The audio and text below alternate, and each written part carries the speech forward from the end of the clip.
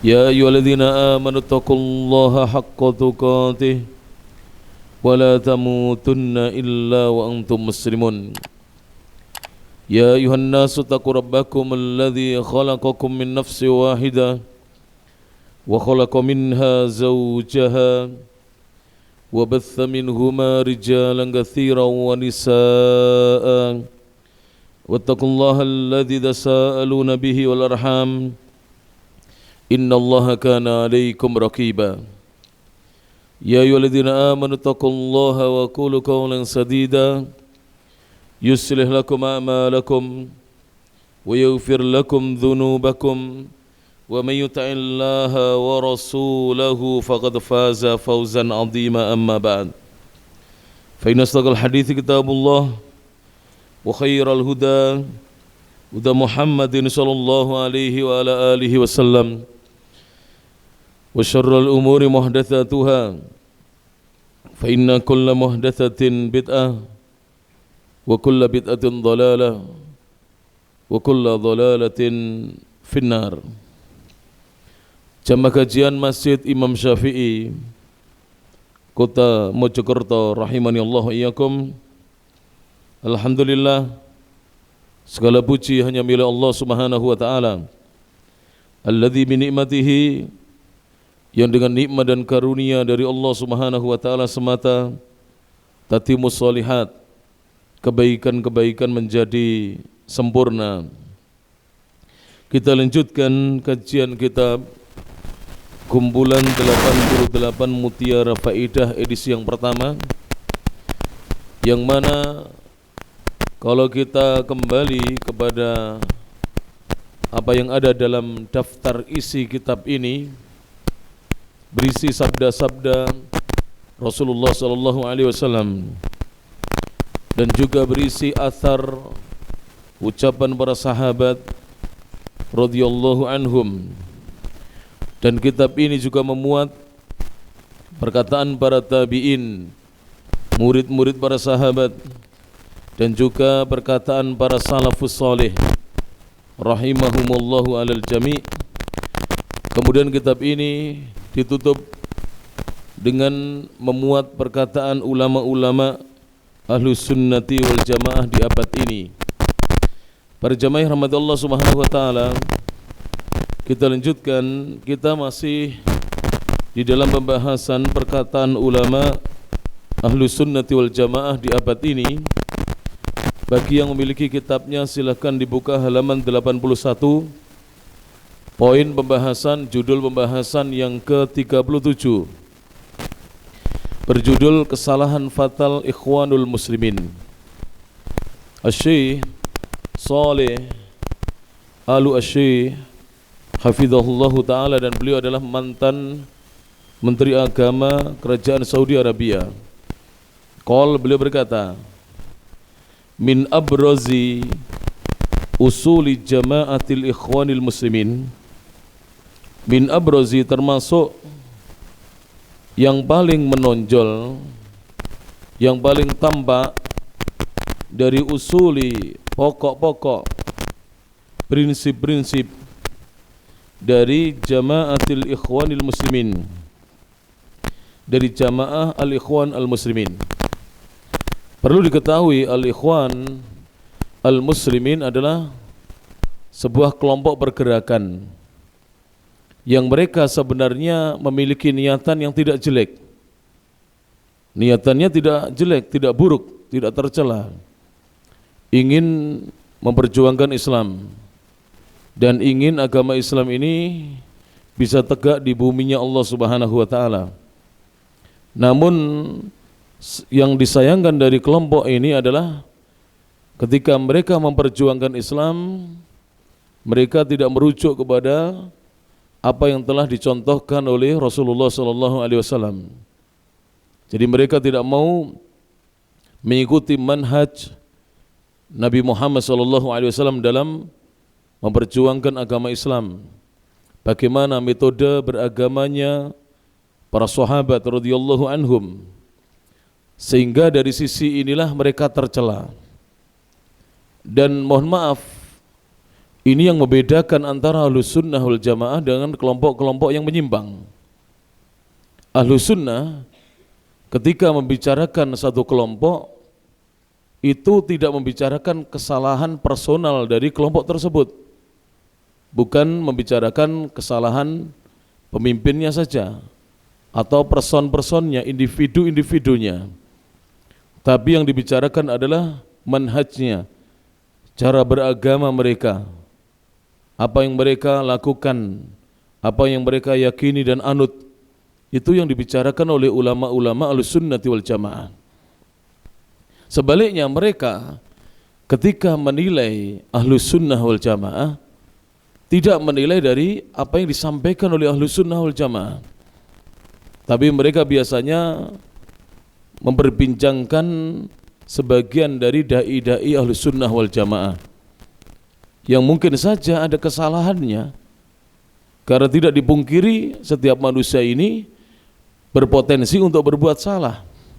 Sebagaimana sabda Nabi SAW, kullu bani Adam khata', setiap anak Adam ini berpotensi untuk banyak berbuat salah. Wa khairul khatta'ina at-tawwabun, namun sebaik-baik mereka-mereka yang banyak berbuat salah adalah mereka-mereka yang banyak bertaubat, kembali ke jalan Allah Subhanahu wa taala. Sebab para jamaah rahmati Allah taala, kalau kita melihat kepada kesalahan individu, maka kita tidak akan objektif di dalam menilai. Ahlus Sunnati wal Jamaah mereka kembali kepada ajaran Rasulullah SAW dalam beragama. Maka ahlul bid'ah dan kelompok-kelompok pergerakan yang menyimpang itu tidak bisa untuk menjatuhkan Ahlus Sunnah wal Jamaah dari sisi dasar yang mereka pakai, sumber yang mereka dakwahkan. Karena yang didakwahkan Ahlus Sunnah wal Jamaah adalah Al-Quran dan As-Sunnah, yang mana Al-Quran dan As-Sunnah, hadis-hadis Nabi tersebut dipahami sesuai dengan pemahaman as-salafus salih, sesuai dengan pemahaman as-sahabah radhiyallahu anhum, kemudian at-tabi'un, para tabi'in, murid-murid para sahabat yang mengikuti para sahabat dengan baik rahimahumullah, dan juga sesuai dengan pemahaman tabi'ut tabi'in, murid-muridnya para tabi'in, yang mana mereka ini disebut dengan al-qurun al-mufaddalah, generasi-generasi yang diutamakan dalam Islam dan mendapatkan pujian di dalam Al-Quran dan Sunnah. Kalau kita kembali kepada Al-Quran dan hadis, maka di sana banyak pujian, baik Allah langsung yang memujinya maupun Rasulullah SAW terhadap tiga generasi ini. Tiga generasi inilah adalah manusia terbaik yang ada di umatnya Rasulullah SAW. Sebagaimana sabda Nabi SAW dalam hadis yang sahih, Nabi mengatakan, khairun nasi qarni, sebaik-baik manusia adalah generasiku. Siapa para jamaah? Yaitu para sahabat radhiyallahu anhum ajma'in. Kemudian Nabi melanjutkan, thummal ladzina yalunahum, kemudian generasi yang datang sesudah mereka yang mau mengikuti jejak mereka dengan baik, yaitu generasi tabi'un, yang kita kenal dengan tabi'in, yaitu orang-orang yang mengikuti para sahabat dengan baik. Kemudian thummal ladzina yalunahum, sesudah itu adalah generasi ketiga yang mengikuti para tabi'in dengan baik, yaitu atba'ut tabi'in atau tabi'ut tabi'in. Inilah yang dipuji langsung oleh Rasulullah SAW sebagai khairun nas, sebaik-baik manusia. Sehingga Ahlus Sunnah mereka itu tidak bisa dicela atau tidak bisa diolok-olok, tidak bisa dicaci maki dari sisi dasar yang mereka pakai, karena mereka kembali kepada Al-Quran dan Sunnah. Mereka mengikuti firman Allah Subhanahu wa taala yang ada dalam surah An-Nisa ayat 59, ketika Allah Subhanahu wa taala berfirman, ya ayyuhalladzina amanu atiullaha wa atiur rasula wa ulil amri minkum. Wahai orang-orang yang beriman, taatlah kalian semua kepada Allah, dan taatlah kalian kepada Rasul, dan taatlah kalian kepada pemimpin-pemimpin kalian selama pemimpin-pemimpin kalian mengajak kepada perkara yang ma'ruf. Kemudian Allah Subhanahu wa taala mengatakan, "Fa in tanaza'tum fi syai'in farudduhu ila Allahi war Rasul." Jika kalian bertanazu', berselisih tentang suatu perkara, maka kembalikan kepada Allah dan Rasulnya. Kembali kepada Allah adalah kembali kepada Alkitab, yaitu Al-Quranul Karim. Kembali kepada Rasul sesudah Rasulullah meninggal dunia adalah kembali kepada sunnah-sunnah Nabi SAW. Dan inilah yang dipegangi oleh Ahlus Sunnati wal Jamaah. Walaupun mereka berbeda madhab, apakah yang bermadhab Hanafi maupun yang mengikuti madhabnya Maliki, maupun yang ikut madhabnya Syafi'i, maupun yang berpegang dengan madhab Hanbali, mereka semuanya mengikuti Al-Quran dan Sunnah dan beragama sebagaimana beragamanya Rasulullah SAW, sebagaimana beragamanya As-Salafus Saleh. Ini berbeda dengan kelompok-kelompok yang menyimpang. Mereka membuat aturan-aturan sendiri. Jadi ini tolong dibedakan ya. Ketika Ahlus Sunnah menilai kelompok itu, maka Ahlus Sunnah tidak berbicara kepada person-person mereka, tidak. Tapi yang dinilai adalah apa yang diperbuat oleh kelompok tersebut, apa yang menjadi manhajnya, apa yang menjadi cara beragamanya mereka. Namun sebaliknya, ketika mereka membantah Ahlus Sunnah, itu yang dijelek-jeleknya kan adalah person-person Ahlus Sunnah yang kebetulan melakukan satu kesalahan. Ini yang membedakan para jemaah. Sebelum saya lanjutkan apa yang ada dalam kitab ini, maka Syekh di sini, Syekh Saleh Al-Utsaimin hafizahullah taala berkata, termasuk prinsip-prinsip dari jamaah Ikhwanul Muslimin yang paling menonjol itu yang pertama adalah al-awwalu at-takattumu. Mereka itu menyembunyikan kerahasiaan mereka. Oleh karena itu ya, kalau panjenengan melihat pengajian-pengajian Ahlus Sunnah itu diumumkan, ada flyernya, ada pengumumannya, dan bebas diikuti oleh siapapun. Mau bapak-bapak yang sudah sepuh silahkan rawuh, bapak-bapak yang usia mulai 50-an silahkan datang, generasi muda monggo silahkan ikut kajian, anak-anak pun demikian. Tidak, di sini tidak, oh kamu yang ngajinya sudah lama boleh masuk, yang belum lama silahkan pulang kembali, tidak ada. Tapi kelompok-kelompok yang menyimpang itu biasanya kajian-kajian mereka itu yang sudah tingkatannya lama ngaji itu nanti disendirikan. Yang baru-baru ngaji itu biasanya yang terbuka seperti ini. Ahlus Sunnah tidak demikian.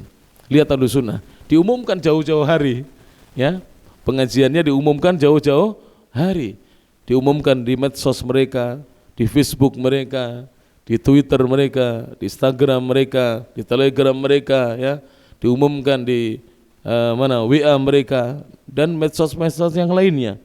Ini perbedaan antara Ahlus Sunnah wal Jamaah dan mereka-mereka kelompok-kelompok yang menyimpang dari Ahlus Sunnah wal Jamaah. Ats-tsani, di antara prinsip mereka yang paling menonjol dan bertentangan dengan Al-Quran dan As-Sunnah adalah at-talawwunu. Mereka itu mudah berubah warna. Artinya hari ini mereka hitam, besok biru, besok biru, lusa kuning, begitu seterusnya, mudah berubah warna. Artinya kalau dirasa hari ini tidak cocok, mereka meninggalkan apa yang dipegangi hari ini. Mereka akan berpindah berpegang kepada apa yang dipegangi esok hari. Demikian seterusnya. Mereka mudah berubah warna dan berubah bentuk sesuai dengan kepentingan mereka. Apa yang maslahat buat dakwahnya mereka. Ahlus Sunnah wal Jamaah dari dulu sampai sekarang tetap pendiriannya. Perhatikan contoh ya, Ahlus Sunnah mengajarkan kita untuk taat kepada pemimpin dari dulu. Dari zamannya Imam Ahmad sampai beliau di penjara 3 generasi, 3 khalifah. Tetap beliau apa? Tidak memberontak kepada pemimpin. Dari dulu sampai sekarang ini Ahlus Sunnah demikian.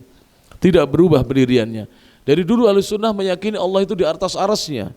Allah itu maha tinggi, sampai sekarang tidak berubah. Kalau Ahlul Bid'ah berubah-ubah. Ketika mereka dibantah saat mereka menyatakan bahwa Allah itu innallaha fi kulli makan, sungguhnya Allah itu ada di mana-mana. Dibantah, kalau Allah di mana-mana berarti Allah itu berbilang alias tidak esa, Allah itu banyak jumlahnya. Mereka berpindah kepada akidah yang lainnya. Tapi Ahlus Sunnah wal Jamaah dari dulu hingga sekarang akidahnya tidak berubah. Itulah akidah yang diwariskan oleh Rasulullah SAW dan diajarkan kepada para sahabat radhiyallahu anhum ajmain. Yang ketiga para jamaah rahmati Allah taala, di antara prinsip dari jamaah Ikhwanul Muslimin yang menyimpang, dan ini yang paling menonjol, yang paling kentara dan tampak. Ats-tsalitsu, yang ketiga adalah at-taqarrubu ila man yadhunnuna annahu sayanfa'uhum. At-taqarrub, mereka memiliki kebiasaan mendekati, ilaman, kepada siapa saja, yadhunnuna, yang mereka sangka, yang mereka duga, annahu, bahwa orang tersebut sayanfa'uhum, bisa memberikan manfaat kepada mereka. Jadi mereka itu biasanya mendekati orang-orang yang bisa membantu dakwahnya mereka, menyokong dakwahnya mereka, berdonasi untuk dakwahnya mereka. Tidak, Ahlus Sunnah ini mendakwai semua kaum muslimin, bahkan Ahlus Sunnah mendakwai non muslim juga. Ini berbeda dengan mereka, pilih-pilih. Jadi dalam berdakwah itu mereka pilih-pilih. Kalau tidak berpotensi membantu mereka, ditinggal oleh mereka. Tapi kalau bisa memberikan dana, kucuran dana kepada mereka, maka didekatilah mereka. Ini yang ketiga. Yang keempat, ar-rabi' isghalu waqti syababi likai la yab'atha anil haqqi. Isghalu waqti syabab, mereka menyibukkan waktunya para pemuda, likai la yab'atha, supaya pemuda itu tidak mau mencari anil haqqi, kebenaran. Disibukkan. Biasanya ya, pemuda-pemuda itu disibukkan untuk mencari-cari aib-aib, kekurangan-kekurangan pemerintahannya. Kalau ada dakwah isinya hanya membongkar, mencari-cari aibnya pemimpin atau pemerintah, tinggalkan seperti itu para jemaah. Itu pengajian seperti itu tidak meningkatkan iman kita. Justru membuat kita semakin benci dengan pemimpin kita. Bahkan nanti ganti pemimpinnya juga dibenci, karena memang akidahnya demikian. Ganti pemimpinnya lagi dibenci, ganti pemimpinnya lagi dibenci, karena memang akidahnya membenci pemimpin. Na'udzubillahi min dzalik. Padahal membuka aibnya pemimpin di pengajian-pengajian, di mimbar-mimbar, di khutbah-khutbah Jumat itu adalah perkara yang terlarang. Sedangkan kita seorang muslim diajari oleh Rasulullah SAW untuk kita tidak membongkar aib saudara kita yang bukan pemimpin. Bagaimana kalau itu aibnya pemimpin kita, yang menyebabkan rakyat tidak lagi taat, rakyat tidak lagi hormat, rakyat akan merendahkan pemimpinnya. Dan ini adalah akidah yang menyimpang dari akidah Ahlus Sunnati wal Jamaah. Dan kerusakan-kerusakan yang ada sekarang ini bermula dari itu. Panjenengan saya beri cerita sedikit. Nanti silahkan dicari sendiri. Tapi saya tidak tahu apakah sudah diterjemah atau belum. Itu banyak tulisan-tulisan para ulama yang mengupas kehancuran banyak negeri. Itu disebabkan ketidaktaatan kepada pemimpin. Dan di kitab ini sudah kita bahas dulu ya. Hancurnya Andalusia, mana? Andalusia, Spanyol. Itu karena memberontak kepada pemimpinnya. Gara-gara pemimpinnya ada yang suka mabuk, ada yang berbuat maksiat, kemudian mereka mengangkat senjata melawan pemimpinnya.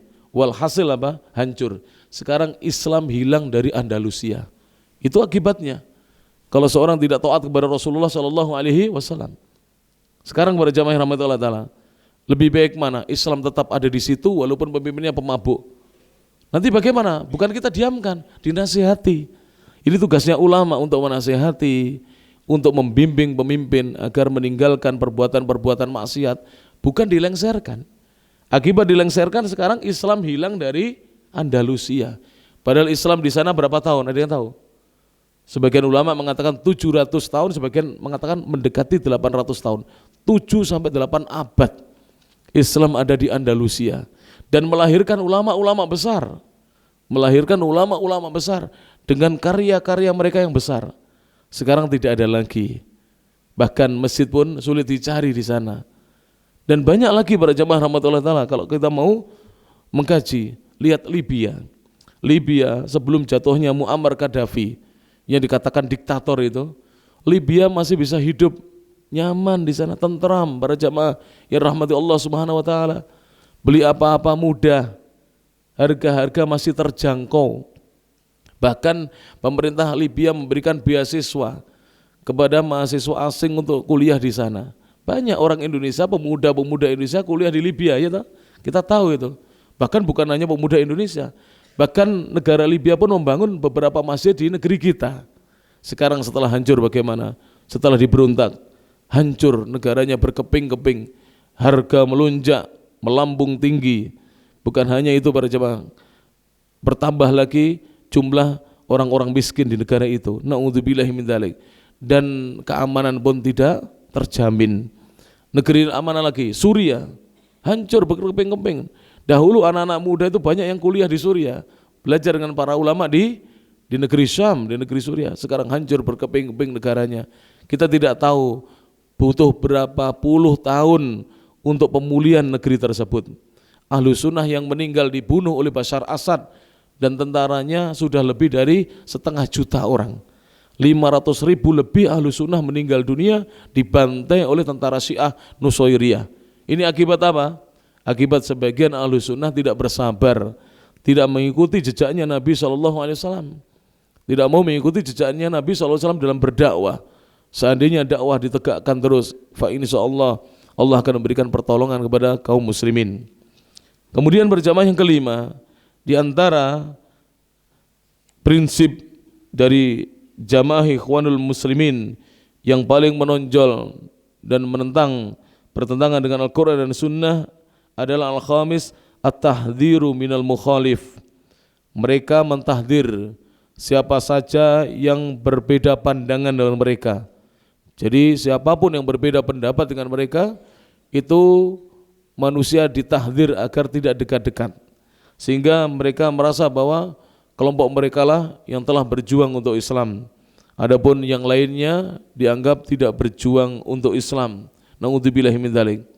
Bahkan sebagian dari mereka terang-terangan mengatakan, seperti kita para da'i, para ustadz yang mengajar di madrasah, para khotib yang berkhutbah Jumat, ya, para guru TPQ yang mengajar anak-anak membaca Al-Quran, itu dianggap tidak punya peran dalam dakwah, bahkan dianggap tidak berjuang. Jadi berjuang menurut mereka adalah turun ke jalan, berdemonstrasi, mengata-ngatai pemerintah, membongkar aibnya pemerintah. Itu menurut kelompok mereka, ikhwanul muslimin. Taib, sekarang kita dengarkan beberapa faidah ucapan ulama. Yang pertama, ikhwanul muslimin, atau lebih tepatnya disebut oleh Syekh Muqbil bin Hadi Al-Wadi, seorang ulama besar dari negeri Yaman, disebut dengan al-ikhwanul muflisin. Jadi dengan al-ikhwanul muflisun atau muflisin. Kenapa disebut dengan ikhwanul muflisin? Karena mereka adalah kelompok yang bangkrut. Kenapa bangkrut? Karena tidak mau kembali kepada Al-Quran dan Sunnah. Adalah kelompok yang menyimpang dan berpaling dari manhaj metode beragamanya as-salafus salih radhiyallahu anhum. Para jamaah rahmatullah ta'ala, ini silakan dikaji. Sejak mereka berdiri, ikhwanul muslimin, didirikan oleh Hasan al-Banna, ini sampai sekarang mereka sama sekali tidak ada hasilnya. Bahkan kerusakan demi kerusakan itu yang ditimbulkan oleh mereka. Kita ambil contoh ya, Mesir mestinya ya, ini sudah lebih dari 80 tahun. Mestinya kalau mereka betul-betul berdakwah, mendakwahkan Islam, rakyat Mesir faham tauhid. Tapi sampai detik ini, na'udzubillah min dzalik, mereka masih banyak menyembah kuburan, menyembah selain Allah, menyembah patung-patung dan seterusnya. Na'udzubillah min dzalik. Seharusnya mereka faham tauhid. 80 tahun lebih mereka berdakwah. Tapi perkara yang paling asas, yang paling inti, paling dasar dalam agama kita itu tauhid, tidak mereka ajarkan. Dan memang demikian. Kelompok-kelompok sesat memang demikian. Karena mereka tidak kembali kepada sunnah Nabi SAW. Yang kedua, ciri-ciri mereka yang paling menonjol adalah A, organisasi mereka bersifat rahasia. Jadi panjenengan tidak akan tahu siapa pimpinan yang paling inti, tidak tahu.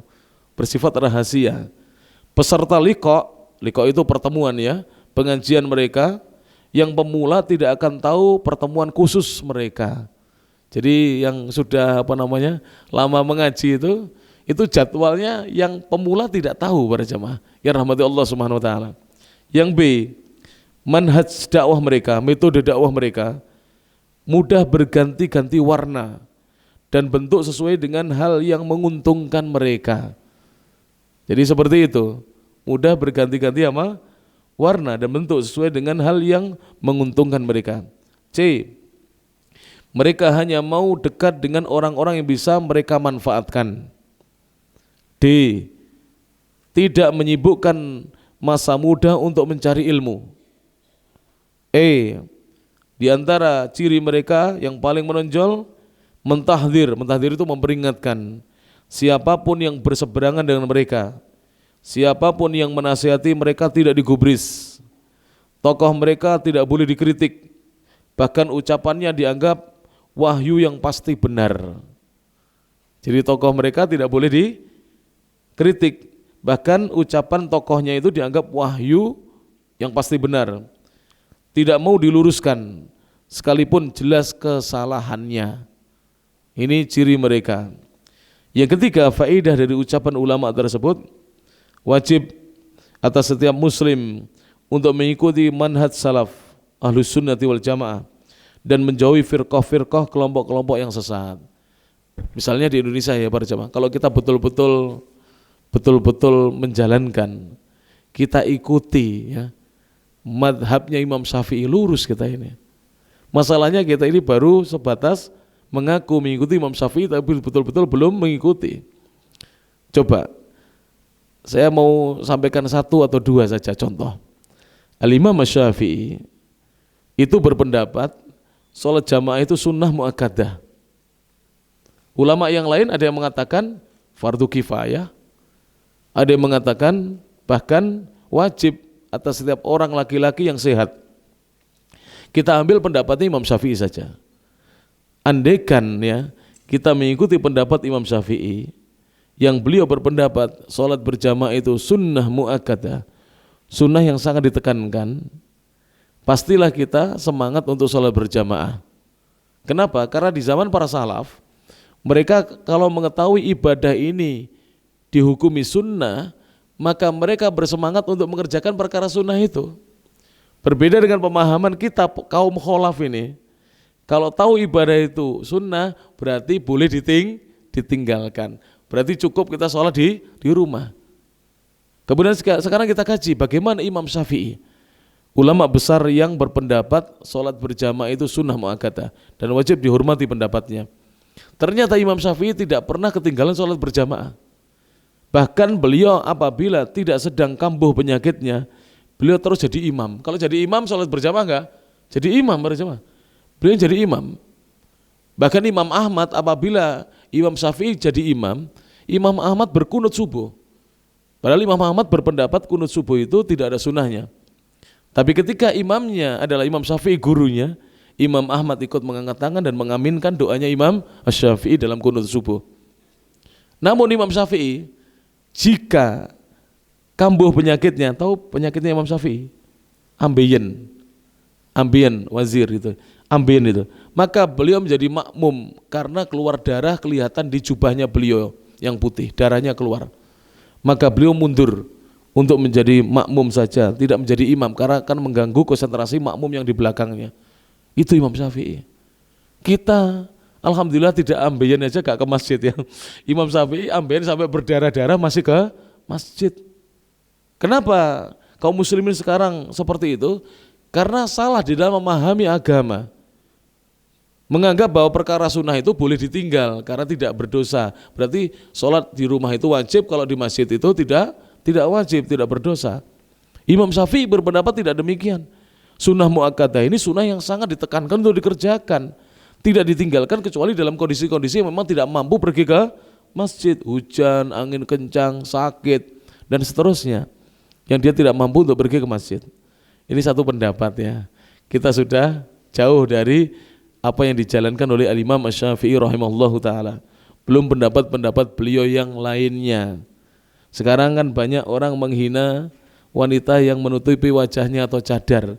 Silakan dikaji. Imam Syafi'i termasuk ulama yang sangat inten dan tegas dalam masalah ini. Beliau mengatakan wajib bagi wanita yang sudah balik, baik cantik maupun tidak cantik, untuk menutupi wajahnya. Ini pendapat Imam Syafi'i zaman dahulu. Bahkan beliau ini mungkin di antara ulama 4 ini yang paling tegas beliau. Jika ya bisa melihat Ini cadar ya, kemudian ditutupi dengan kain tipis. Jika bisa melihat dengan cara demikian, maka tidak boleh wanita itu memperlihatkan walaupun satu matanya. Tapi kalau tidak bisa melihat, hanya boleh dibuka satu matanya. Ini Imam Syafi'i. Baru dengar pendapat seperti ini, ya kita jarang ngaji. Kita jarang membuka kitabnya Imam Syafi'i. Kita tidak membaca buku-buku beliau, kitab-kitab tulisan beliau. Nah ini, apabila kita mengikuti imam-imam kaum muslimin, tidak akan sesat kita. Masalahnya sekarang kita mengikuti kelompok-kelompok yang menyimpang itu. Tidak mau mengikuti ulama-ulama Ahlus Sunnati wal Jamaah. Para jamaah yang rahmati Allah Ta'ala, ini tadi pembahasan yang ke-37. Sekarang pembahasan yang ke-38. Silakan dibuka kitabnya halaman 82. Berjudul Urgensi Fikih. Pentingnya fikih. Di sini dikatakan oleh Asy-Syaikh Haitham Sarhan hafidhahullahu ta'ala, beliau mengatakan, limadha nadrusul fikha, kenapa kita mempelajari fikih? Fikih itu apa para jamaah? Hukum-hukum agama, hukum-hukum Islam. Kenapa kita mempelajari fikih? Kita mempelajari hukum-hukum agama. Maka beliau mengatakan, li'annal ibadata, karena ibadah itu la tuqbalu, tidaklah diterima oleh Allah Subhanahu wa taala illa bisyartaini, kecuali apabila memenuhi dua persyaratan. Ibadah itu tidak diterima kecuali dengan dua persyaratan, dengan dua syarat. Al-awwalu, syarat yang pertama, al-ikhlasu lillahi, ibadah itu diterima jika ibadahnya ikhlas karena Allah Subhanahu wa taala. Ikhlas itu apa? Murni. Tidak mengharapkan selain Allah. Dia hanya mengharapkan ridhonya Allah, mengharapkan pahala dari sisi Allah, mengharapkan dimasukkan surganya Allah, dan mengharapkan perjumpaan dengan Allah dan melihat wajahnya Allah Subhanahu wa ta'ala. Itu makna ikhlas, sebagaimana disebutkan oleh Al-Imam Asy-Syaikh Muhammad bin Shalih Al-Utsaimin rahimahullahu ta'ala. Kemudian yang kedua, syarat diterimanya ibadah yang kedua adalah ats-tsani al-mutaba'atu lin-nabi sallallahu alaihi wasallam. Ibadah itu akan diterima apabila ibadah itu mengikuti tuntunan Nabi sallallahu alaihi wasallam. Jadi ada dua syarat diterimanya ibadah. Yang pertama apa? Al-ikhlas. Yang kedua apa? Al-mutaba'ah. Ikhlas artinya memurnikan niat hanya untuk Allah Subhanahu wa taala. Yang kedua, mutaba'ah, betul-betul mengikuti tuntunan Nabi sallallahu alaihi wasallam. Sekarang beliau menjelaskan tentang keduanya. Ikhlasun, ikhlas itu, kenapa kita wajib ikhlas? Beliau mengatakan, walihada, oleh karena itulah, nadrusu tauhid, kita mempelajari tauhid. Jadi karena dituntut kita harus ikhlas, maka kita mempelajari tauhid karena syarat yang pertama ini. Seandainya tidak ada syarat ikhlas, ya kita tidak mempelajari tauhid. Tapi karena ada syarat ikhlas, kita mempelajari tauhid. Kemudian wa mutaba'atun, syarat yang kedua adalah mengikuti sunnah Nabi sallallahu alaihi wasallam. Kenapa kita diwajibkan mengikuti sunnah? Walihada nadrusul fikha, karena kita disuruh mengikuti sunnah, oleh karena itulah kita mempelajari fikih. Jadi mempelajari fikih itu dalam rangka mengikuti sunnah Nabi sallallahu alaihi wasallam. Mempelajari tauhid supaya kita bisa ikhlas. Agar kita bisa ikhlas pada jamaah yang rahmati Allah Subhanahu wa ta'ala. Taib. Jadi ini adalah pelajaran berharga ya. Baru tahu ya, kenapa kita mempelajari tauhid, agar kita bisa ikhlas. Sebab orang yang tidak ikhlas itu biasanya tauhidnya ini belum paham, dia belum paham tauhid. Belum betul-betul memahami tauhid. Kalau dia faham tauhid, kewajiban dia untuk mengesahkan Allah, mentauhidkan Allah Subhanahu wa ta'ala, maka dia akan berupaya untuk mengikhlaskan seluruh ibadahnya. Sebab kalau dia tidak ikhlas, nanti kelak di akhirat dihukum oleh Allah dan tidak ada yang bisa memberi pahala melainkan Allah Subhanahu wa ta'ala. Dan kenapa dia mencontoh Nabi? Ya, kenapa dia mencontoh Nabi? Sebab ini syarat yang kedua.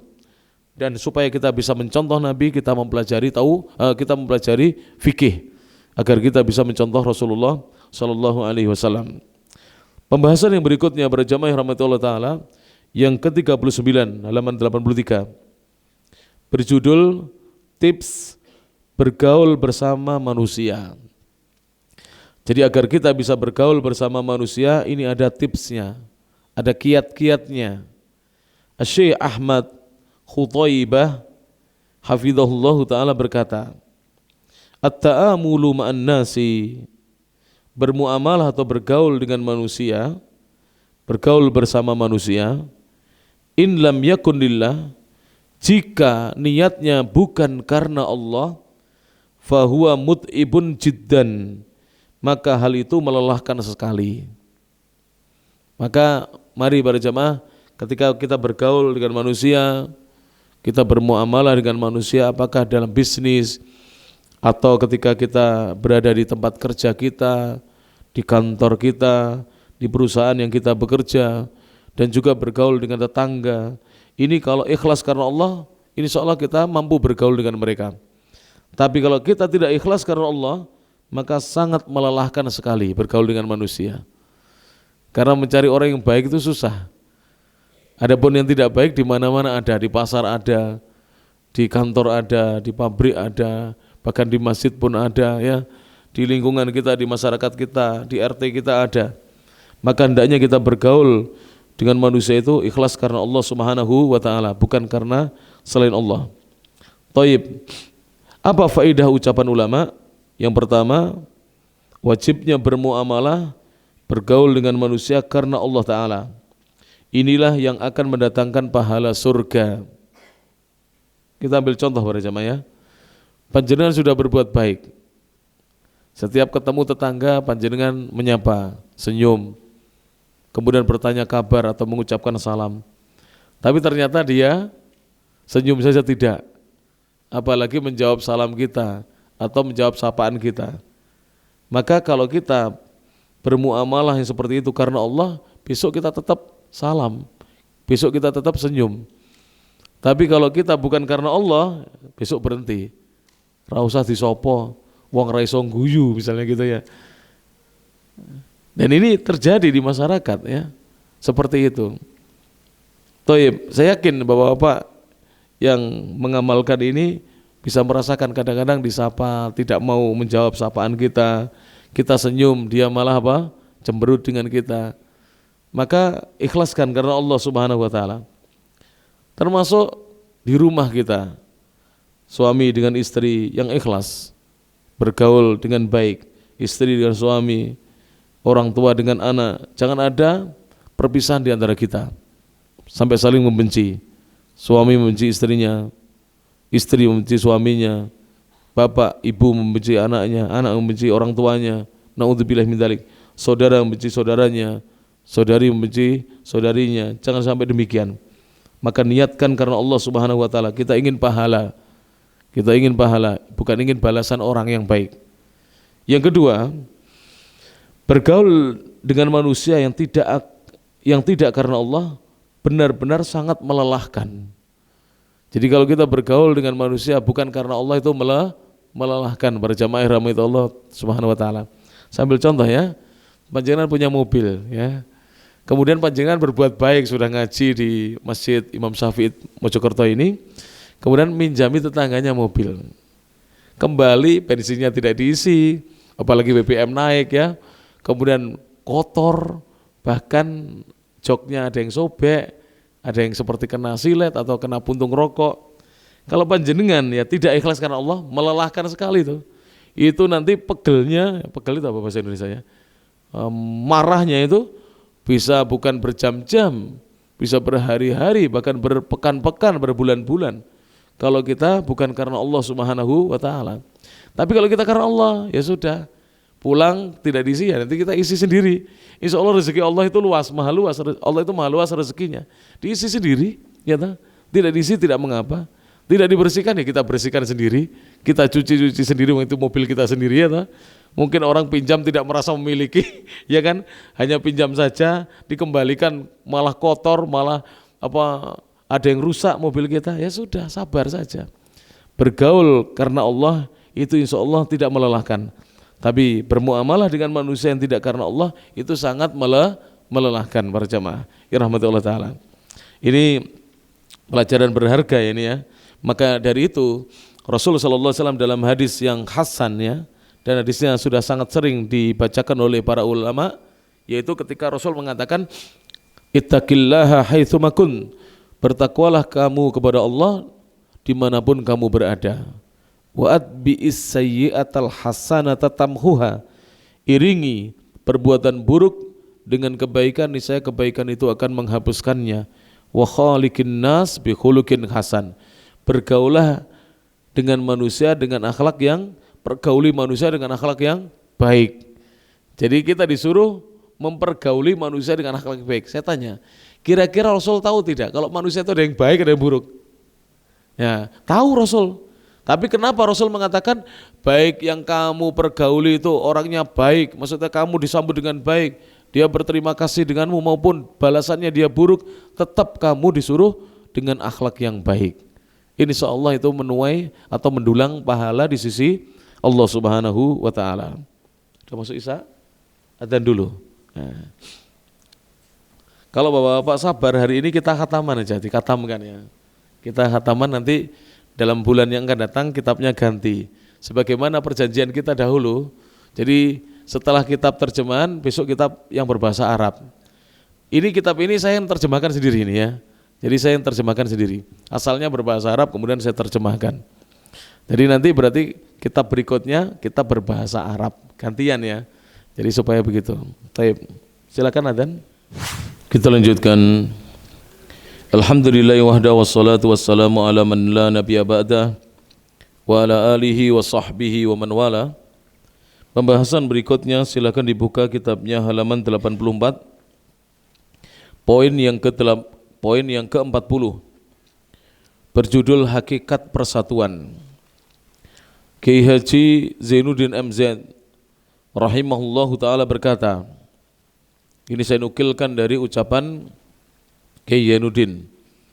Beliau mengatakan persatuan itu seperti gelas, jika pecah susah merekatkannya. Jadi persatuan itu ibarat sebuah gelas. Jika gelas itu pecah maka susah untuk merekatkan kembali gelasnya.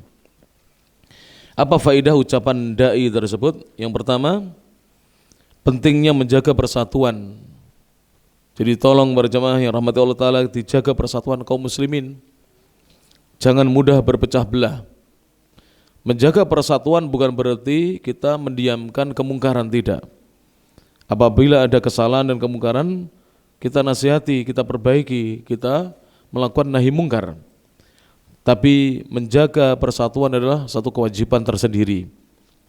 Yang kedua, hakikat persatuan itu adalah bersatu di atas Al-Quran dan As-Sunnah sesuai dengan pemahaman As-Salafus Saleh. Itulah hakikat persatuan yang sebenarnya. Kaum muslimin bersatu berpegang kepada Al-Quran dan As-Sunnah sesuai dengan pemahaman para sahabat. Kenapa? Karena kita tidak berjumpa dengan Nabi Sallallahu Alaihi Wasallam. Kita juga tidak mendengar sabdanya Rasulullah Sallallahu Alaihi Wasallam. Maka untuk bisa memahami Al-Quran dan Sunnah dengan baik, tentu kita harus merujuk kepada pemahaman siapa? Para sahabat radhiyallahu anhum. Yang mana para sahabat telah mengajarkan pemahaman itu kepada para tabi'in. Para tabi'in telah mengajarkan kepada tabi'ut tabi'in. Itulah hakikat persatuan. Yang ketiga, persatuan itu ibarat gelas. Jadi laksana gelas. Gelas ini lah para jemaah.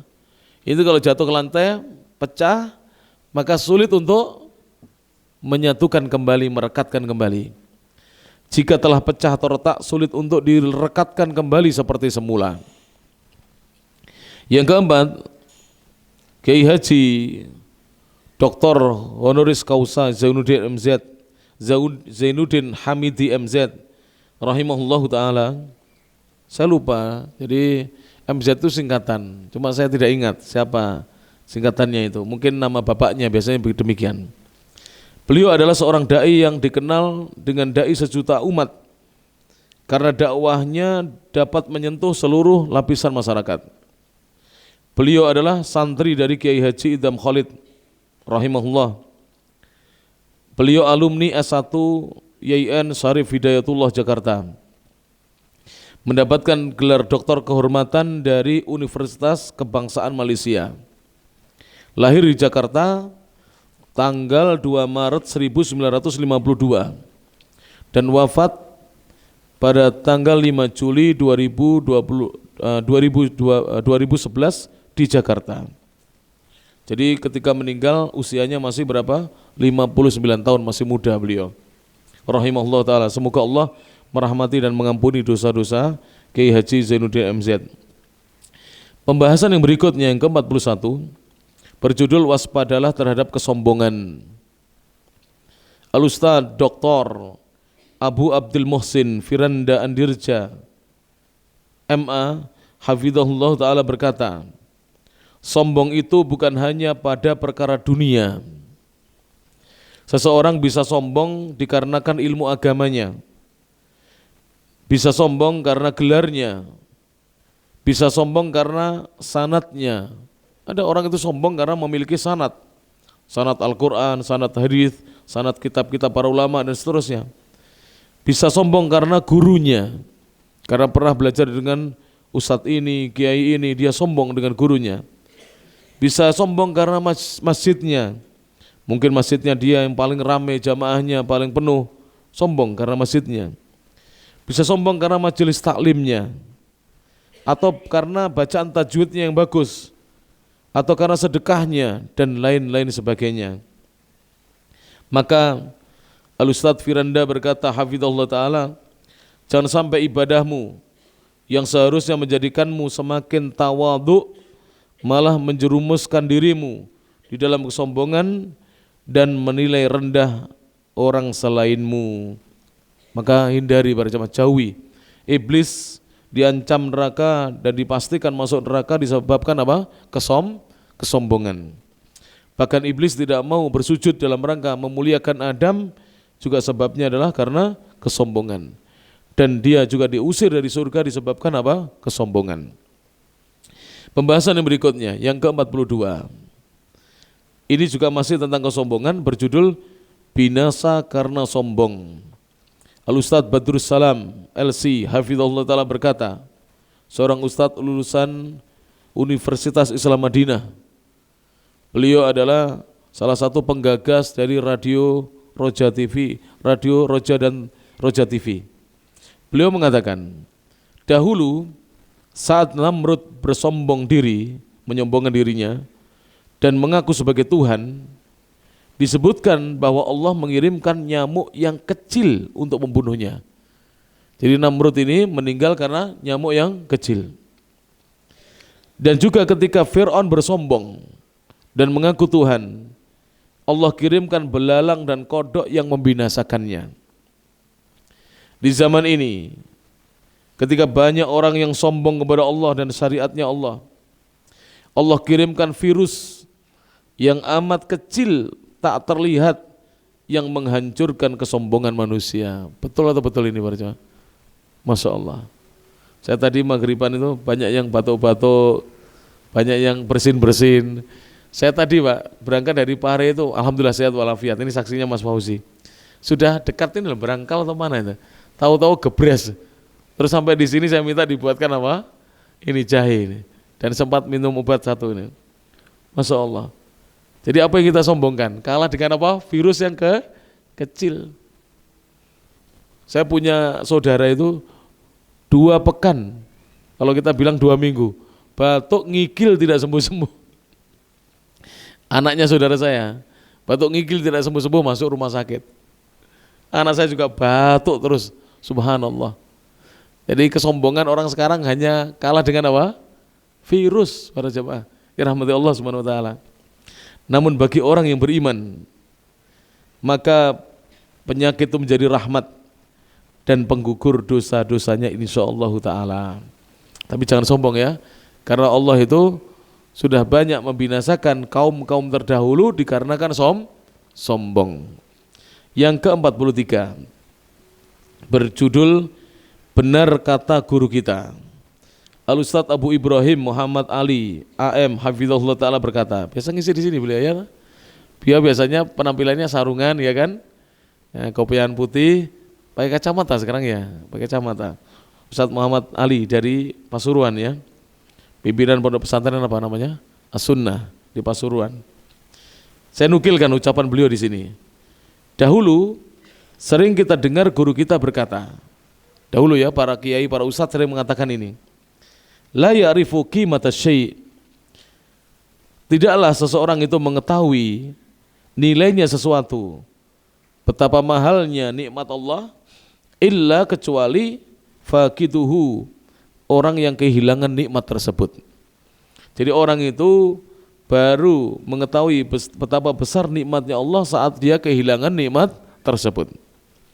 Orang sakit menyadari betapa mahalnya nikmat sehat.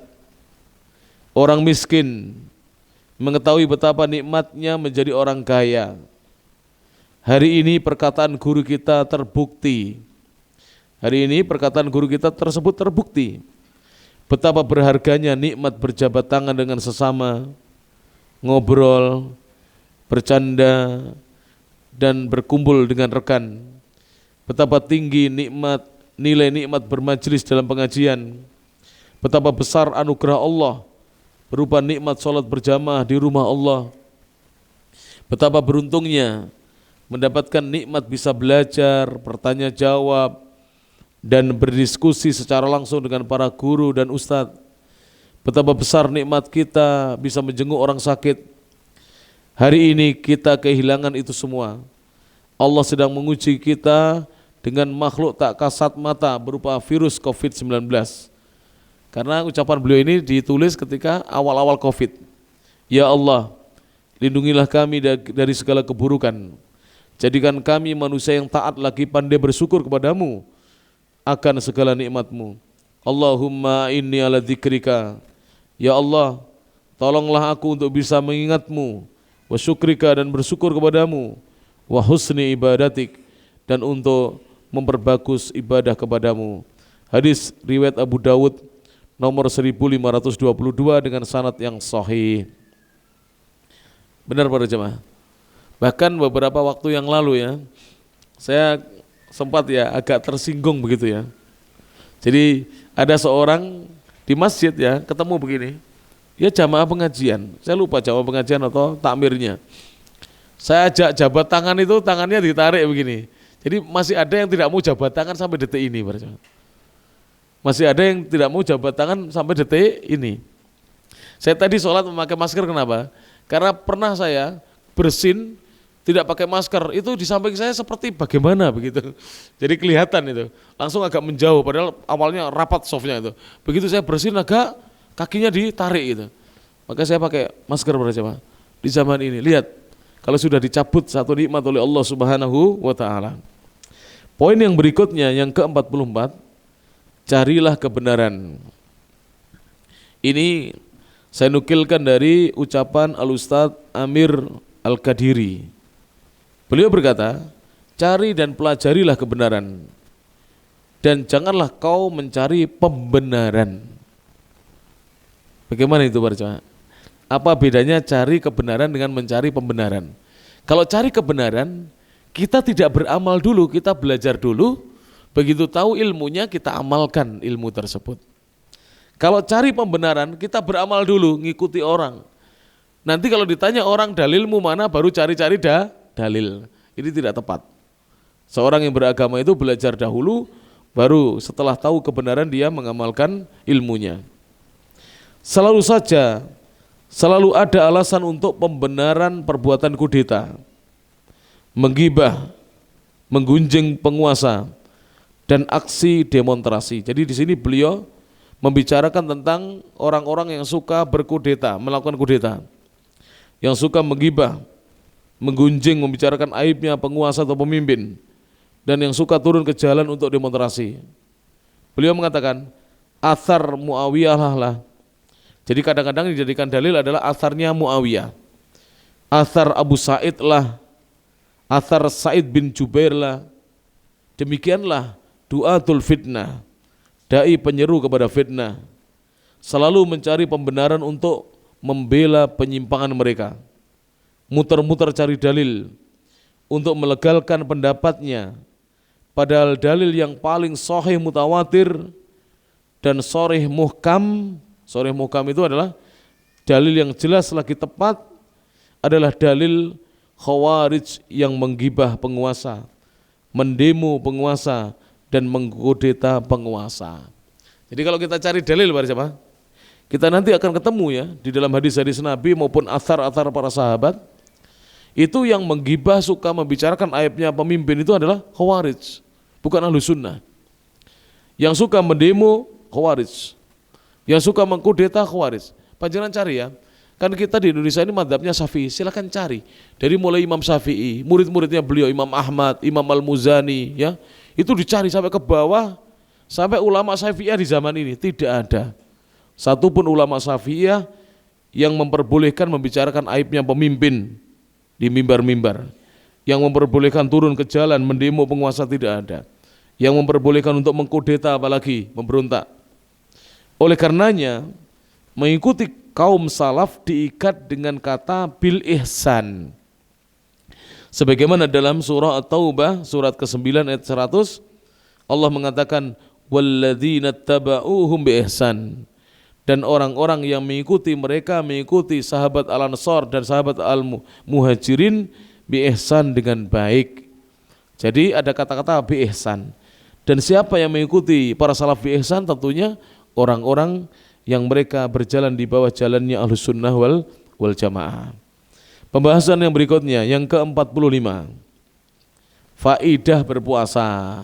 Tinggal sedikit katam ini. Jadi hari ini kataman kita para jamaah. Al-Ustadz Abu Musa Muhammad Sulhan Jauhari LC MAG Hafizahullah Ta'ala berkata, beliau ini salah satu teman saya dari Lampung, kemudian beliau sekarang berdakwah dan mengajar di kota Dammam, Saudi Arabia. Saya sering ketemu dengan beliau di kota Dammam, Saudi Arabia. Beliau mengatakan, mengapa kita berpuasa? Satu, puasa menjadi sebab diampuninya dosa. Ini ada dalilnya semuanya. Jadi kalau kita mencari dalilnya, puasa itu menjadi sebab diampuninya dosa-dosa kita oleh Allah Ta'ala. Yang kedua, puasa menjadi sebab pahala melimpah tanpa batas. Jadi tidak ada amalan yang pahalanya itu tanpa batas, melainkan puasa dan sabar. Yang ketiga, puasa adalah sebab ketakwaan. Jadi kalau kita ingin lebih bertakwa kepada Allah, maka berpuasa. Yang keempat, puasa merupakan perisai dari siksa neraka. Jadi kalau kita ingin terhindar dari siksa neraka, maka hendaknya kita memperbanyak puasa. Selain wajib, kita perbanyak puasa sunnah. Yang kelima, puasa perisai dari syahwat. Ketika Nabi menyampaikan di depan para sahabatnya untuk mereka menikah, maka Nabi memberikan penjelasan apabila mereka belum mampu untuk menikah, maka mereka disuruh untuk apa? Berpuasa. Fa innahu lahu wija, sungguhnya berpuasa itu menjadi perisai dari syahwat. Yang keenam, puasa merupakan sebab hamba dijauhkan dari neraka. Yang ketujuh, puasa merupakan wasiatnya Nabi Muhammad SAW. Jadi Nabi mewasiati umatnya untuk berpuasa. Yang kedelapan, orang yang berpuasa disiapkan satu pintu spesial, yaitu pintu Ar-Rayyan untuk masuk surga. Jadi pintu ini tidak bisa dimasuki kecuali oleh orang-orang yang selama hidupnya selalu berpuasa Ramadan dan memperbanyak puasa sunnah. Yang kesembilan, puasa merupakan pelebur dosa dan kesalahan. Jadi dosa-dosa kita, kesalahan kita ini dihapuskan dengan kita berpuasa. Yang kesepuluh, orang yang berpuasa mendapatkan kebahagiaan hakiki di dunia dan akhirat.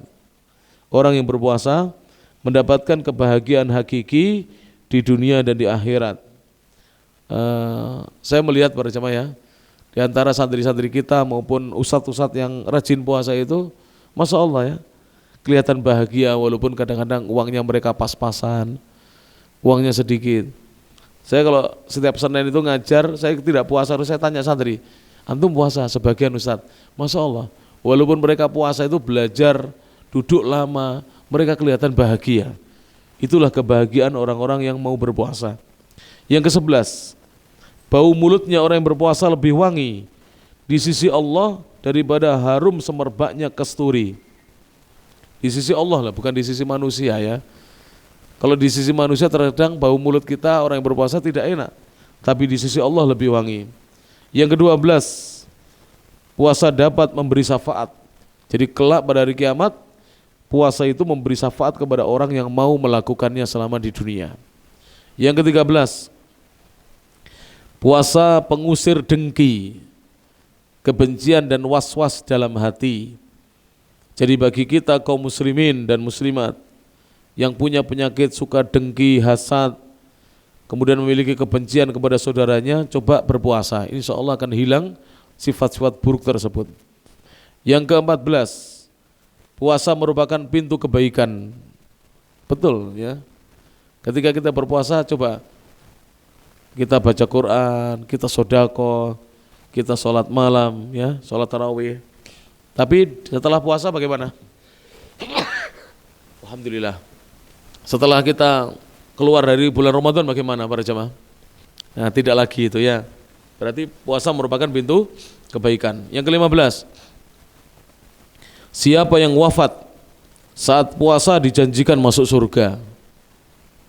Yang ke-16, doa orang yang berpuasa mustajab, jadi dikabulkan oleh Allah Subhanahu wa taala. Yang ke-17, puasa merupakan kebiasaan Nabi Muhammad SAW dan para sahabatnya. Bahkan Rasul terkadang dengan para sahabatnya itu perang dalam keadaan berpuasa. Yang ke-18, puasa adalah perintah Allah dan Rasulnya. Yang ke-19, puasa adalah ibadah yang agung lagi mulia. Jadi ibadah yang agung lagi mulia, yang Allah langsung yang berikan pahalanya adalah puasa. Bahkan puasa itu untuk Allah Subhanahu wa ta'ala. Pembahasan yang berikutnya halaman 88, pembahasan yang ke-46, apa untungnya revolusi?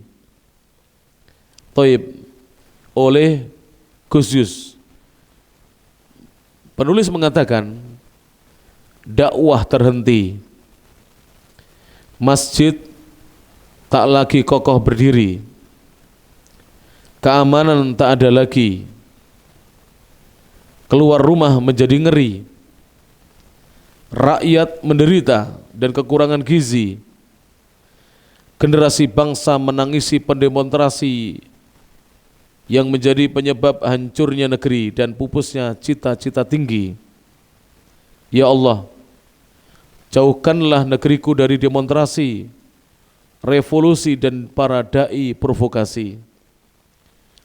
Bacalah dan renungkanlah dengan hati, janganlah emosi, apalagi memaki-maki, dan ingatlah hukum dan murka Allah, murkanya Rabb yang maha tinggi. Ini nasihat bagi orang yang suka teriak-teriak revolusi atau demonstrasi. Ya, disebabkan revolusi, dakwah itu bisa terhenti para jemaah. Bahkan masjid bisa hancur berkeping-keping. Lihat ya, di banyak tempat masjid dibom, dihancurkan, naudzubillah min dzalik. Keamanan juga tidak ada lagi. Orang-orang tidak berani keluar rumah karena ngeri. Rakyat menderita dan kekurangan gizi. Ketika terjadi perang di Libya, itu harga susunya anak-anak itu harus menjual mobil, mahal sekali. Harga susu meningkat sampai mahal sekali. Sebagian orang tua menjual mobilnya untuk bisa membeli susu bagi anak-anaknya. Naudzubillah min dzalik. Belum lagi bagaimana membangun negeri yang sudah porak-poranda itu. Dibutuhkan waktu yang tidak sedikit, perlu waktu yang lama. Yang terakhir sebagai khataman ini para jamaah, poin yang ke-47, jangan lupakan orang tuamu. Ini nasihat dari penulis. Kita tak pernah lupa membelikan baju lebaran untuk anak-anak kita. Namun jangan lupa siapa dahulu yang membelikan kita baju lebaran saat kita kecil. Janganlah sekali-kali kita lupakan siapa dahulu yang memakaikan baju lebaran kita, seraya tersenyum melihat kita, lantas mengecup kening kita. Jangan lupa hadiah bagi orang tua kita yang masih hidup, serta sedekah dan doa bagi orang tua kita yang telah meninggal dunia. Allah Subhanahu wa taala berfirman dalam Al-Qur'an dalam surah Al-Isra surat ke-17 ayat yang ke-24, kata Allah Subhanahu wa taala, wahfid lahuma janahadzulli minar rahmah, dan rendahkanlah dirimu kepada keduanya dengan penuh kasih sayang, wa qur rabbirhamhuma, dan ucapkanlah, wahai Rabbku, sayangilah kedua orang tuaku, kama rabbayani shaghira, sebagaimana keduanya telah menyayangi aku tatkala aku masih kecil, sebagaimana keduanya telah mendidik aku tatkala aku masih kecil. Sebagai penutup para jemaah, mari yang kita lama tidak berbakti kepada orang tua kita atau melupakan orang tua kita, silahkan kita mulai para jemaah. Sisihkan sebagian dari gaji kita, dari penghasilan kita, dari keuntungan dagang kita, dari pensiunan kita untuk orang tua kita, mumpung mereka masih hidup. Apabila mereka sudah meninggal dunia, jangan lupakan mereka dalam doa-doa kita, dan bersedekahlah atas nama orang tua. Kalau kita punya harta yang berlebih, hajikan mereka, umrohkan mereka. Inilah amal yang masih bisa kita lakukan sesudah orang tua kita meninggal dunia. Selain kita mengunjungi kerabat-kerabat orang tua, kita berbuat baik dan memuliakan teman-teman orang tua.